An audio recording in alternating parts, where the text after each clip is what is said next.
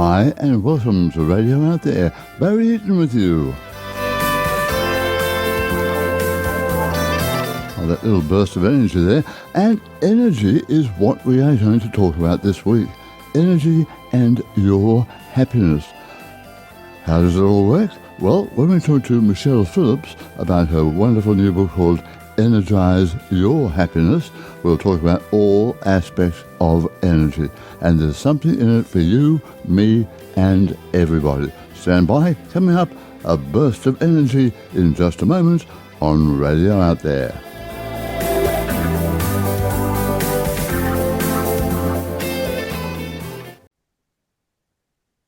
Michele, here I am in sunny Australia, sunshine out the back door here, and you are in the middle of a giant snowstorm in New York. How are you feeling? How's your energy, by the way? We got almost 3 feet of snow here, which is a lot. I shoveled a little, but honestly, the air outside right now is that blissful, just peace and quiet. There's something about after it snows and it's just silent. So it's very beautiful. Oh, that is lovely.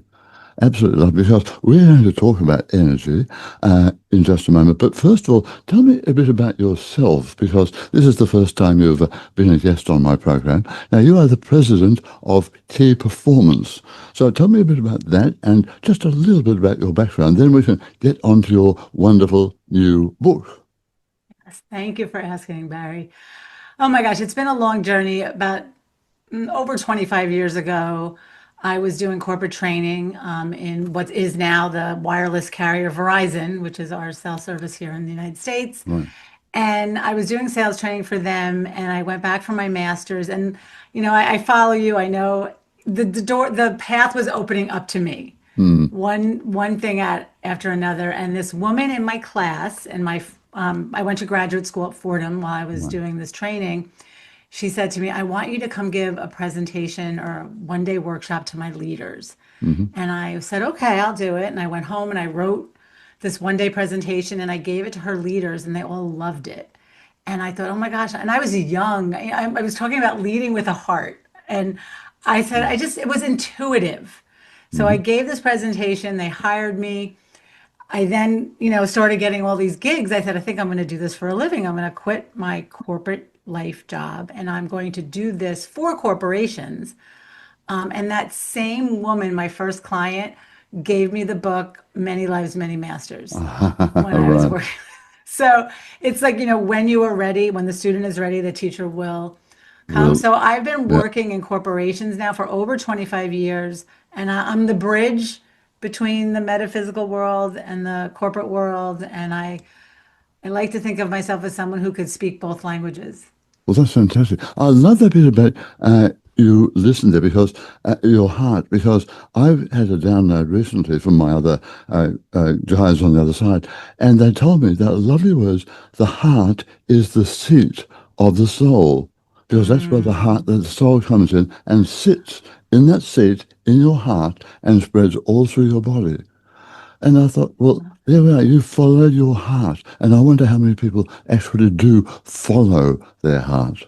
And that's very true. We talk about it and Mm, I don't always do it. I think I do it as much as possible, but it is tuning in, right? And feeling.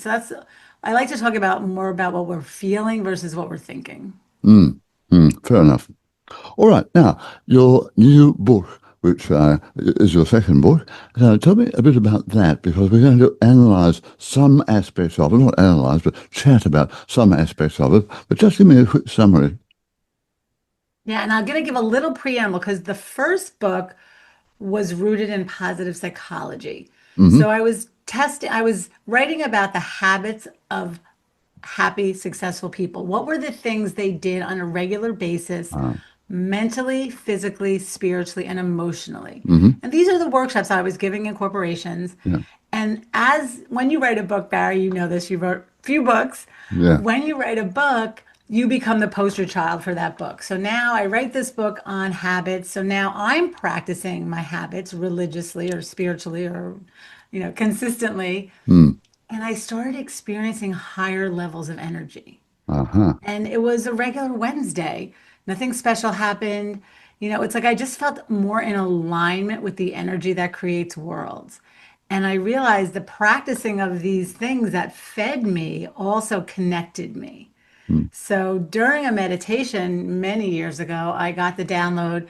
Your next book is going to be called Energy Rules, was the first working title, meaning energy rules. It's great to have energy, but also there's rules to energy, like gravity Oh, and that kind of thing. yeah, So yeah. the book they're my rules. I didn't, go get them someplace else. They're things I follow in my life to keep myself aligned with that powerful energy of the universe. Good. Well, that's it, because you mentioned in the book, and I quote here, that the energy exists in many different forms. Most people think of energy as heat, which, gravitational, electrical, nuclear, or whatever. And of course, all energy prices are going through the roof right now here in Australia. So energy Yes. is not a wonderful friend to most people right now. But the other side of energy there, and you're talking about a more personal side of energy, which is what we all are as an astrologer. I know we're energy everywhere. The planets help us because we're all energy. We call that universal energy. Yes. And to me, Barry, that's where all the great songs come from and the great art is created. And when Yeah, it could be a company, it could be an idea. I know you're also a very creative person, but those great, beautiful ideas are born in this space of connection to something greater than us. yeah, And what I found is, and even myself included, a lot of people are chasing the high. We love that feeling of the connection, but we don't know how to get there. So people climb mountains and they jump out of airplanes and they do retreats and we're doing all these things, which there's nothing wrong with those things. And what I learned from writing my first book is that you get to connect with this energy anywhere, anytime. So mm, it doesn't have to be an epic day. It could be a regular Wednesday, and you can still feel all those good feelings and higher level consciousness that come with being connected, not while you're meditating, but while you're actually living your life. It's almost taking your meditation into your life. mm. But so many people these days, myself included, because of all the madness in the world, the division, and at the moment, we are in a transitional state here in the world. Our energy is fluctuating. Some days I am absolutely pumping. Other days I just feel. So, how do we look at that from a personal point of view? Now, you have addressed this in the book, so let's talk a bit about that, because all of us are energy, but we have to make the most of it, don't we? Yeah, and I love that you brought up what's going on in the world because if you plug into what's going on in the world 24/7, it's exhausting. Mm, But we do have a choice whether we plug in or not. yeah. So when I think the biggest lesson for me is when I feel out of connection, when I feel spinning, is to look at what I control. Hmm. There's so many things going on the planet that I don't control. The energy is moving very fast, but I also believe, and this is my belief, that it's not my place to fix the world. It's my place to work on myself and make Yeah. sure my energy is in the right place. So when I find myself disconnected, I say, Michelle, what do I control? And when I look at what I control, I can fix it. I could shift my focus to something that feels better. I like to tease people, we're always talking about the latest news report. And I always say, what's the out the window report?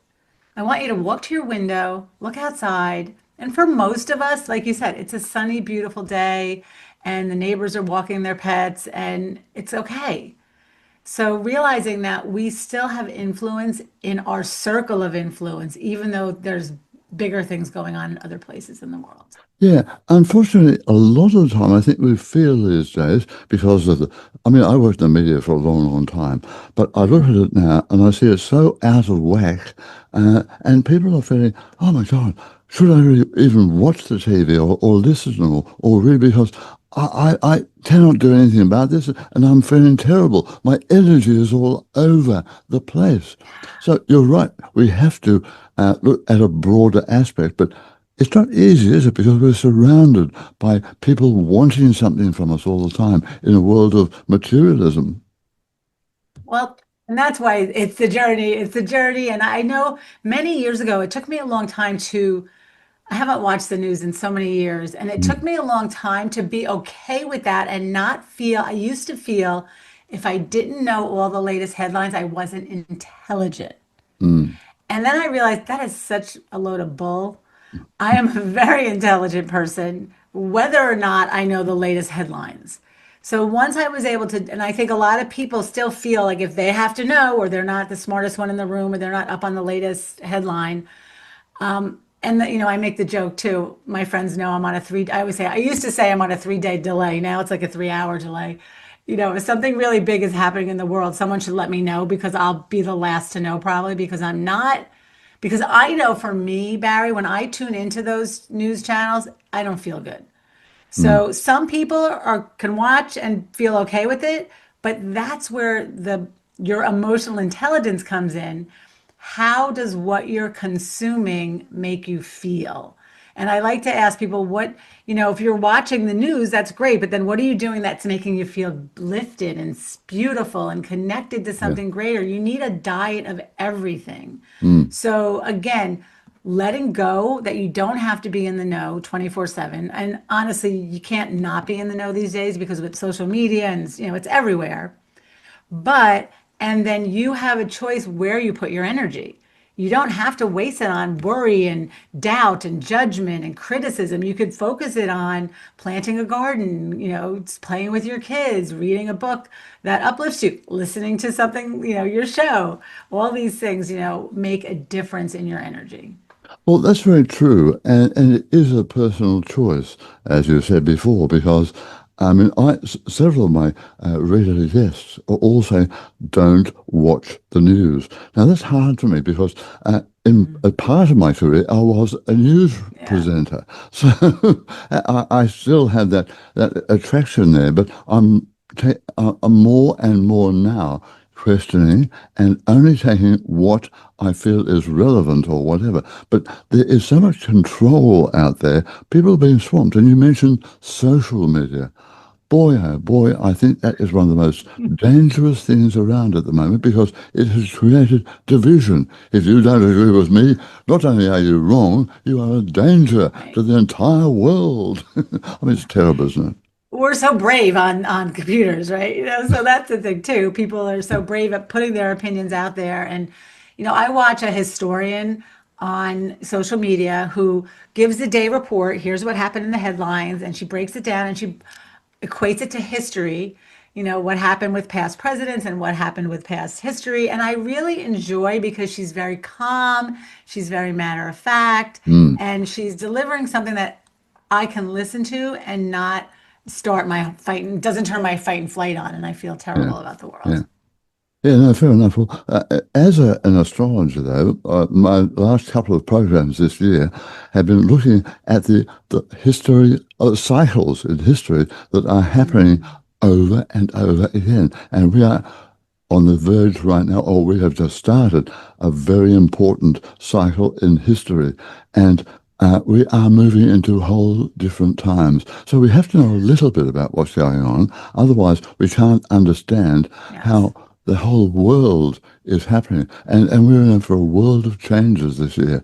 Lots and lots of things happening. So, I mean, I feel I have to know certain things, but I'm not going to let all this control me. And that's what you say. You have 20 different energy rules.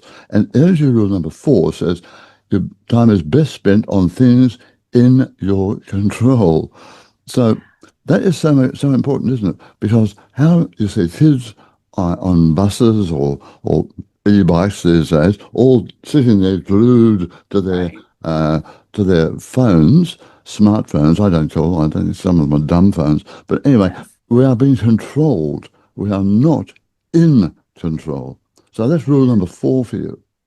And you said something, so even if you go about, we're on, the energy is moving right fast. And I always, there's an old song with, it's the end of the world as we know it. I forget who sings that song, but I do believe that Mm, it is the end of the world that we know. Everything is crumbling. Our education system is crumbling. The monarchy is crumbling. The government, all these things are crumbling. And I think that's where the spirituality for me comes in, is that not having the fear about it. mm, So this could go one of two ways. We could wake up, the consciousness could grow, and we could create a better society.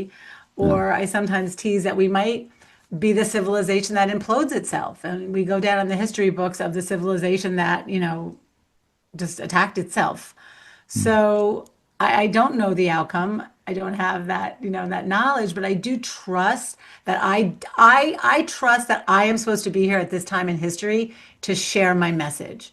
yeah. You, myself, there, long gone are the days they only send one prophet because we always kill the prophets they send. So we send, there's many of us out here now spreading light, spreading new ways of looking at things and helping people see things in a new way. So again, what I've learned, and the more I learn about the other side and the afterlife, like you talk about, the less afraid I am. Mm. So I still want to live and I still want to enjoy the planet. And I don't want us to ruin our planet, but I only control so much. So, energy rule number 4, if everyone listening thinks, what do I have control over? It's really just ourselves. So, how you show up every day is in your control. How much news you consume, whether you watch things that motivate, inspire, and uplift you, whether you read things that motivate, inspire, or uplift you.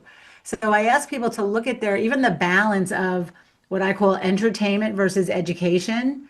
How much time are you spending glued to your phone on nonsense? Or are you spending educating yourself about something that makes you feel better? Mm. There's so many teachers out there showing us new ways of looking at this life, and unfortunately, there's so many teachers out there, and maybe not enough people paying attention or evolving, but I'd like to think there are both. Well, you mentioned something there that it was almost, I won't say destiny, but I know I was told to write my books about the afterlife. I got nagged from the other side until I did, and I've written 3 of my trilogy. And I was told, but you are not the legend of the afterlife. You are just one of many, many people selected to put our messages out. This all comes from spirit. So I believe that you are in the same, well, we're all here in the same sort of wheelbarrow, I was going to say, but whatever it is, Yes. putting out whatever they want us to. Get that message out to people. Don't just be complacent. Don't sit there and Yes. think, oh, well, the government says I have to do this, or the person down the road, or my politicians, or some other whoever. We are in control primarily of ourself, self-reliance.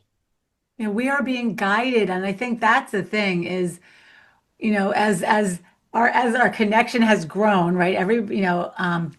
Communication is everywhere, right? Everyone Yeah. has a phone, everyone can communicate, but now it's a lot of noise. Mm, So I ask people, anyone listening, what are things that resonate with you? Meaning it feels good. Like, so when I read Many Lives, Many Masters, or people gave me books my whole life, the Seth books, Ramtha books, all these books.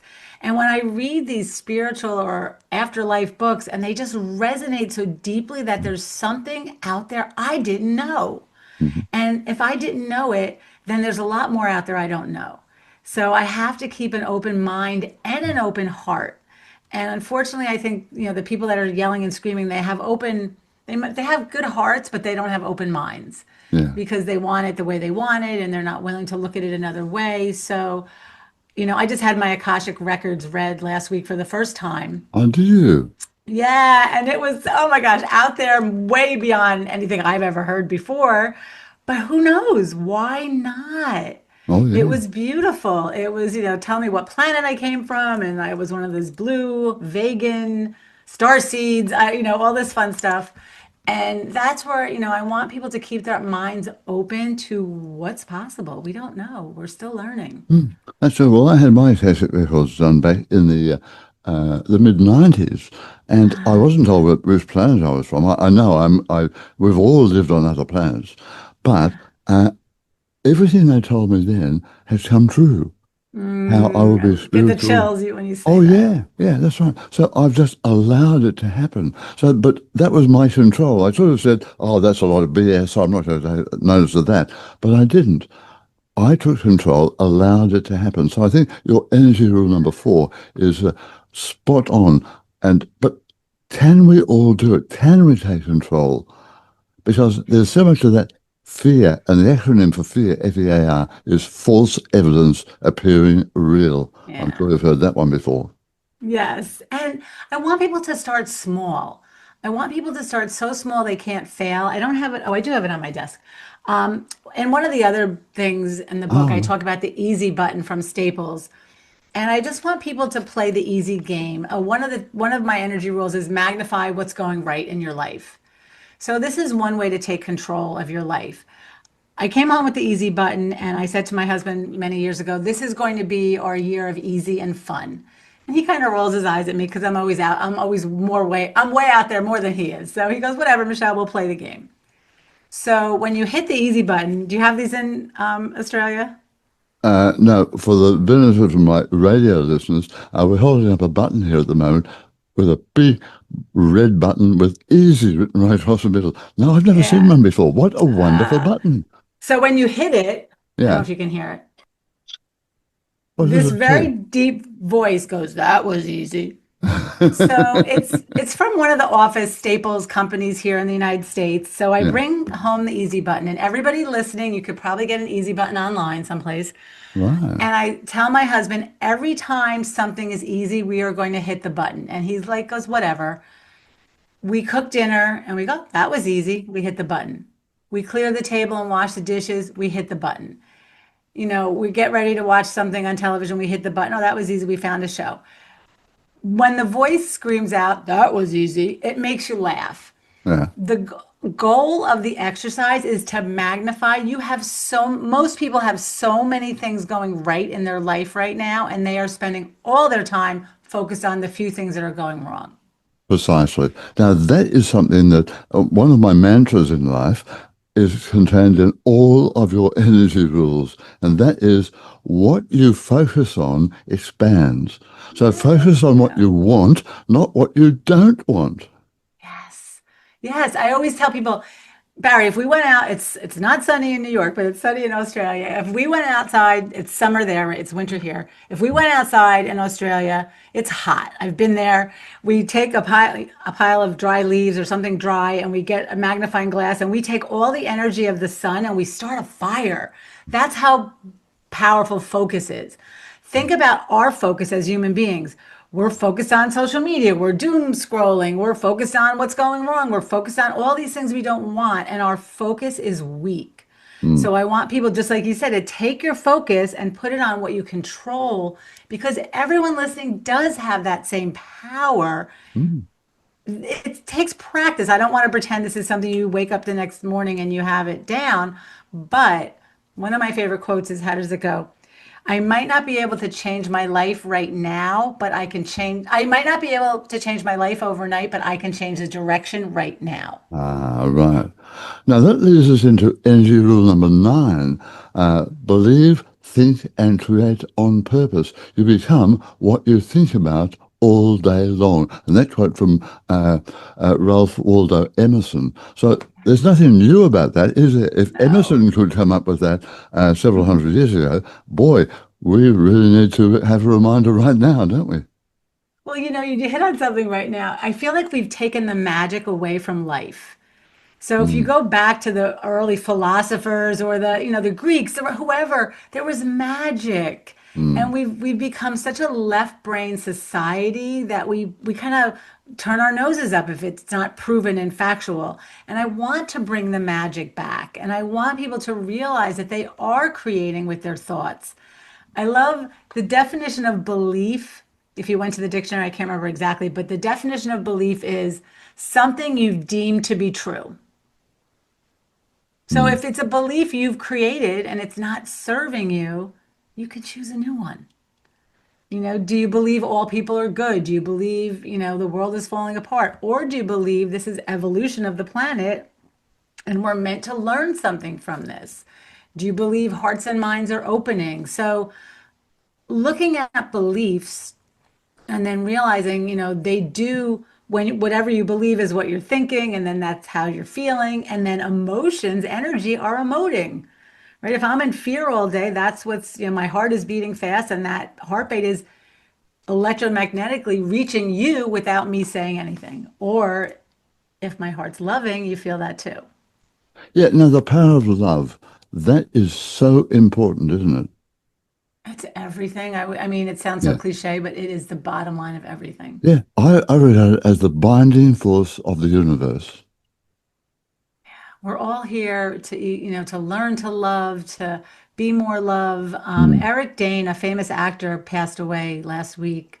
He was Mm. on the famous show Grey's Anatomy. Yeah. And before he passed away, he had ALS. He was only 53. He did an interview that I watched. I think he just passed away on Friday. And in the interview, someone said, the interviewer said, describe yourself. And he said, loving, Oh, vulnerable, what a. needing to be liked. But then he said, Barry, he goes, I wish I could have described myself this before I was sick. Mm. Well, I was told as part of my afterlife research that we don't commit suicide because in those last years, months, even days, we are still learning why we are here. And if Mm, we cut that short, we have to come back and do it all over again. So yeah. it's important to learn these lessons. You may learn them as a young person, or you may learn them in the last few days of your life. But it is so vital to learn them. And that is a wonderful illustration, Michelle. It's a perspective. I love what you're saying. If, I like to tell people if you're having whatever's happening in your life is what you're here to learn. But Mm, if it's happening in your life, you're also equipped to handle it. yeah, It's yeah, come to you because you are equipped to handle it.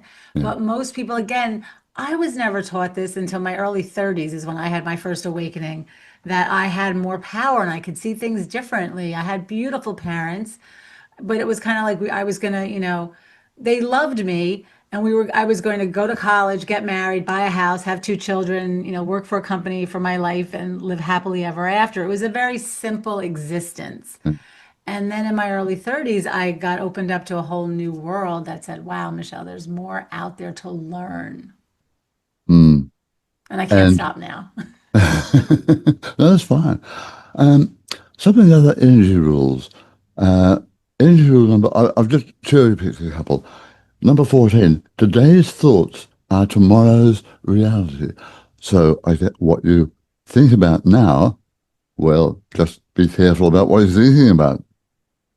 And we don't realize, and I think the statistics say we have say 70,000 thoughts a day and 57,000 of them are the same ones we had yesterday. So am I thinking, yeah, so we just keep the loop and we keep living the same life and we're not doing anything different. So that's what I love about books and Mm, podcasts like yours and anyone that is stretching my mind to think of something I didn't think of before. yeah. Because then we're open and we're like, oh my gosh, I didn't see it that way. Because then your mind, now you're thinking a new thought. When I first started reading, like what happened, one of the books I love is Journey of Souls, which Mm, talks about what happens to souls between lives. that's right. And it was such a lovely book. And I thought, oh, I never thought of it that way. It makes so much sense and it gives me comfort. Mm, So the more I learn, the more comfort it gives me, but then the more I want to share it, teach others, and help others feel better also. very true. Michael Newton was a wonderful person. I was one of my regular guests is Pete Smith, and Pete was the former president of the Newton Institute, and we have connected with Michael on the other side. So, Oh, that's and he is wonderful. putting out his word about we have to move away from materialism because that Mhm. is the thought that is creating tomorrow. Oh, I don't have enough. I have a car, but why don't I have a nice new one? Well, I've got a house. Why don't I have an eight-bedroom house with two swimming pools?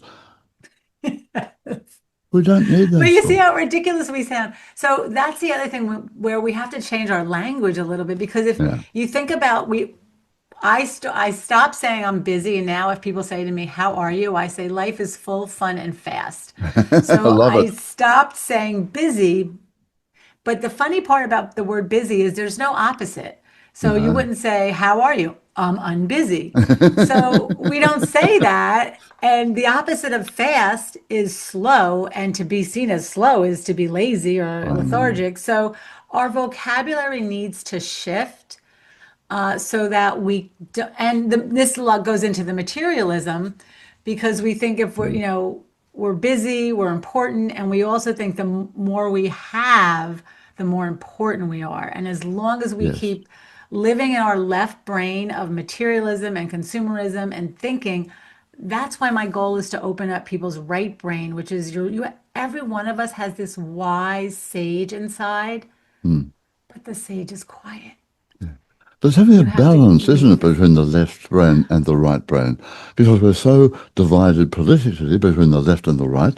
And if you're on one side and not on the other, well, you're wrong or whatever. So we need to balance that mind that we have and open up. Fortunately, with my astrology chart, I have both sides of the brain operating, but most people don't. They're and most people are left brain, as you say, logic and everything like that. But we need to open up that creative side, don't we?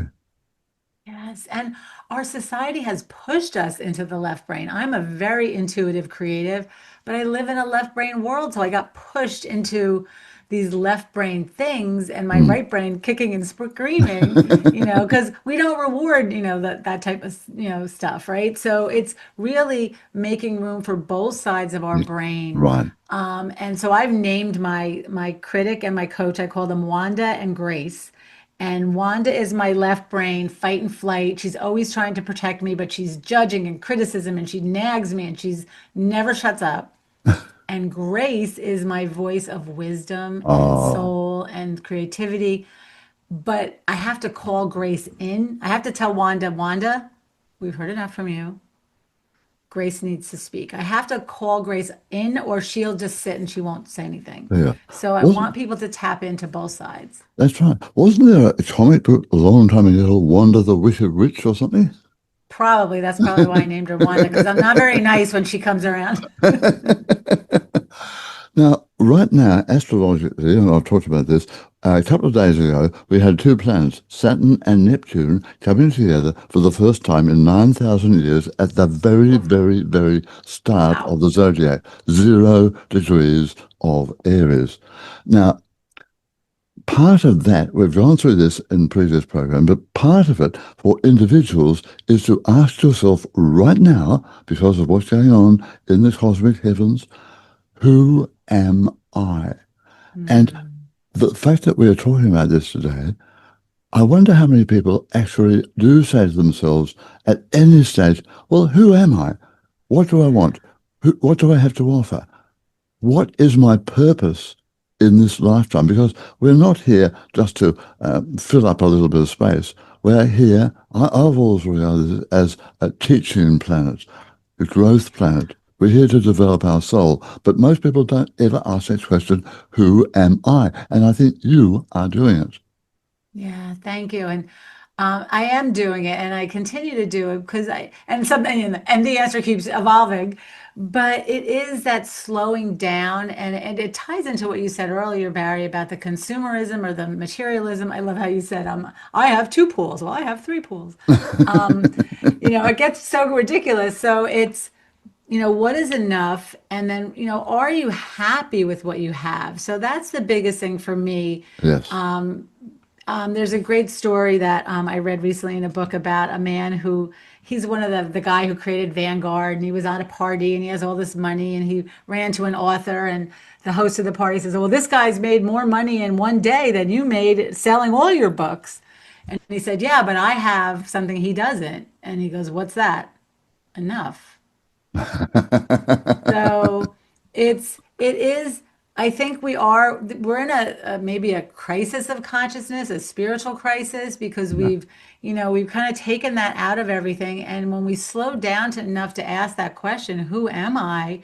And I remember the first day I really got the saying, I am a spirit, I am a soul having a human experience. Mm, I didn't get that when I was younger. I'm like, what does that mean? I'm a soul having a human experience. And then the day it hit me, I was like, ah, I'm a soul having a human experience. So this flesh is just this casing for now, but my soul will live forever. It will go on, it will come back. And that is who I am. But again, that's a very different level than maybe like you're saying, most people are thinking of it. mm. But that's the basic definition of soul, isn't it? Soul is pure energy. We are Mm, energy, and energy can be created, but it cannot be destroyed. I love that. That's a Yes. principle of physics. So when you realize you are energy and you are, this is only part of what you're doing in your entire series, maybe thousands, tens of thousands of lives all over the universe and multi-universes, then who am I becomes a very relevant thought. Yeah. And I don't know, I'm getting chills thinking about it. It becomes a thought, and I'm a big believer in journaling. So I do ask people, sometimes I sit with my journal. So there's two things I would say to people. You could just say, who am I? And look at a blank page, and then just Mm, stream of consciousness answer. What I like to do in the morning is I just say, I write letters to my soul. I say, dear soul, what do you want me to know today? mm, And then it's amazing. My soul is so smart, but things that I probably wouldn't have said if I didn't tune in and mm. slow down. So, journaling to me is a really good way for us to slow down and connect. And we're using four out of our five senses when we journal. We're kinesthetically moving our hand, we're Yeah, saying kind of what we're reading and hearing. So, it really slows us down to a level where our soul can connect with us. yeah, yeah. And that is so important. Absolutely. I start the day off with a meditation and open up and do that. And I found that has been a wonderful, wonderful way to start each day. Couple more energy rules. Let's talk about that. Energy rule number 16, choose freedom over fear. Now, Mm. that's, I thought at first, well, hang on, why would you not choose freedom?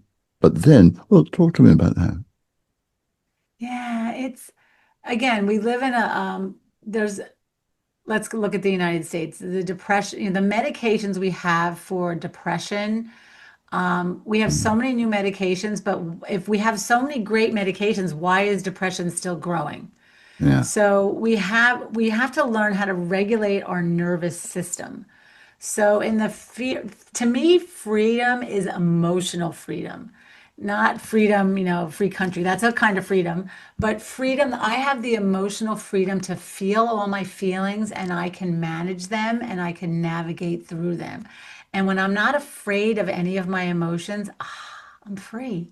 Mm, My tears have stress hormones in them, and they're good for me. And I can only cry for so long. What I talk about in that chapter is what I call fake fear. And that's when your fight and flight gets turned on. And you could be sitting at your desk having a lovely day, and then all of a sudden your heart starts racing. Your fight and flight comes on, and it's your brain is saying danger, danger. All your blood leaves your brain and goes into your arms and legs. Am I going to fight or flee? Most people don't even know that, and their brain stops working. So I always ask people to take that pause and say, am I in danger? 99% of the time, we are not in danger. We are thinking of something in the future we're worried about. We're thinking of something in the past that we didn't like. And I call that fake fear. mm, Unless you're bleeding or the building's on fire or something in the moment is actually happening that needs your attention, you're making stuff up in your brain mm, and it's fake. And I use that word. I don't want to say, I mean, you could be thinking of a bad experience that made you sad. That's real. But the more you think about it, the more you relive it again. So mm, it's fake because it's not happening in the present, not that it never happened. Once I realize that I'm safe in this moment, now I have the choice to regulate my nervous system. mm, Where do I want to put my focus? Let's say you lost a loved one and you're sad. So that sad memory comes in, and that's real. So I'm not saying that your emotions aren't real, they are real. But in this moment, I lost this loved one. I'm really sad. I can give myself 10 minutes to cry, 10 minutes to feel sad, but I don't want to live in this sadness. Mm, I want to be able to process the emotion. And that's the difference. Most people don't process their emotions. They ignore them, they endure them, they stuff them down, they spread them. And if I can name it, I can tame it yeah. and I can find relief. So Mm, that's what I want people to learn. All your emotions are good, but I want you to learn how to manage them and to, because people just get into that fake fear loop that they can't sleep at night. They're just ruminating all night long. mm, And I love the word ruminate comes from the ruminare, the Latin, which means to chew cud. And like it's like you chew something, you throw it up, and you chew it again. And that's what we're mm, doing with our brain when we ruminate over things that we have no control over. yeah. Now, my meditation this morning before coming on to chat with you, because it's morning here, nighttime in New York, the word I was given to give to you to comment on is trust. Mm. So, what comes to you when I say to you, trust?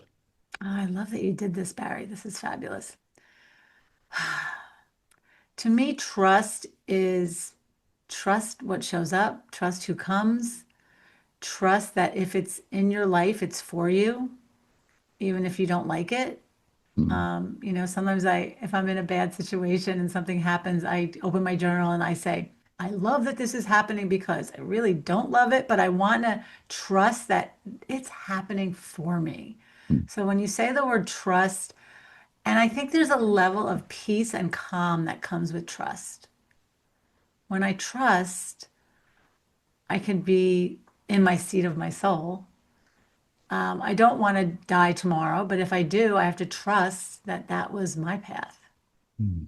and to not fear it. So that's what comes to mind when you say trust. Wonderful. Because there are so many negative aspects around trust at the moment. And I think we need to believe in exactly what you're talking about there. Yeah, and I also, I believe that we move around this planet and we are attracting so the opposite of the law of focus could be the law of attraction, right? I'm Mm, focusing and I'm attracting, and you attract what you're thinking and feeling. And because I've been practicing this for so long, I know I just attract amazing days. I attract what I call magic carpet days. I got upgraded, Barry, and I am bragging a little bit. mm, I got upgraded last year 15 times last year in my flying life. So it's like I get upgraded. I get I just things happen, good things happen when you're focused on the good. I have a real life. Money sometimes slows down, sometimes it's going great. I've lost my father. I'm not here to pretend that my life doesn't have any ups and, downs. It has all of them. But I believe the mm. more I focus my energy, you start to live in the higher vibrations. You do dip down, but you don't spend as much time there as the people who focus there all the time. That's the There we are. difference. So, with your book, tell me just a little bit about it, where people can get it, and what you are wanting to achieve with the book over and above the whole area of energy. What's your overall thought on it? But tell me about that and the book. Yeah, thank you. My overall goal is to help people trust. I think that's why that word came up. I want people to trust themselves. I want people to have agency. I want people to know that they have more power than they think. I am a born teacher. I was put on this planet to teach and to share this message. I have no doubt in my mind that that is why I was here. That's why I'm here. So anytime I can spread my light, spread my word, help people, live happier, easier lives, we all win. So that's why I wrote it. That's why I want to share it. And that's why I believe it was written for exactly this time in history. Yeah. So that's why it's so important that people take control of what they can. And you could get it at energizeyourhappiness.com. We'll lead you to all my social media and everything about me. All right. But it's also available online and various other aspects. But other people can get It's it on around the world. Amazon. It's on Amazon. It's Mm-hmm. on, yes, Amazon.com, Lulu.com, and energizeyourhappiness.com. And Energize it's on your. audible.com. You can listen to it. Oh, good. Excellent. Excellent. But Yes. it's on your website, is it? Yes. All right. Michele, it has been an absolute delight talking to you. I enjoyed this immensely, Barry. Thank you so much. And thank you very much, and all the very best. And everybody, for heaven's sake, go out and energize your happiness. Yay! Eh.